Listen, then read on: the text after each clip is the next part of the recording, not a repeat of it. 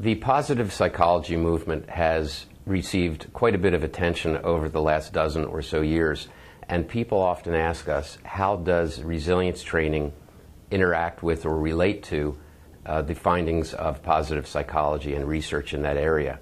And I think to answer that, we first need to take a look at where traditional psychology has come from and where it's brought us.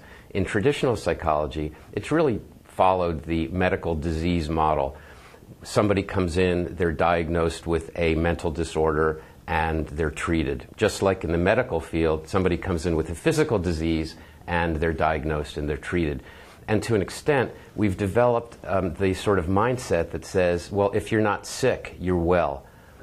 But what we've not done a very good job at, and what we know very little about, is the good stuff. We've been great at getting people from -5 back to baseline, but how about taking what's good and making it better, maybe even going from good to great? That adaptive resilience training is based on both elements of traditional psychology and elements of positive psychology. Because if you look at people in the workplace, which is primarily where we have done the bulk of our work, they need to get, in many cases, from -5 back to baseline before they're in a position to start to dial their lives at work well and truly into the positives. So on the first side of it, resilience is about kind of fixing what's broken. It's about learning to be a better problem solver. It's about learning to respond more effectively to adversities of any kind so that you can become more productive and more successful.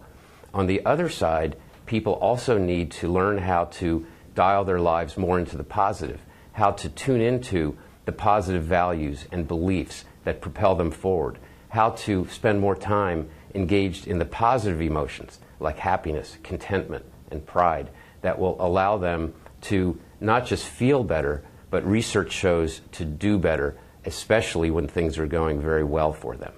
And then finally, the positive psychology movement has helped us come up with ways to let people see that the level at which they're connected to their jobs matters a great deal to both their resilience and their life satisfaction.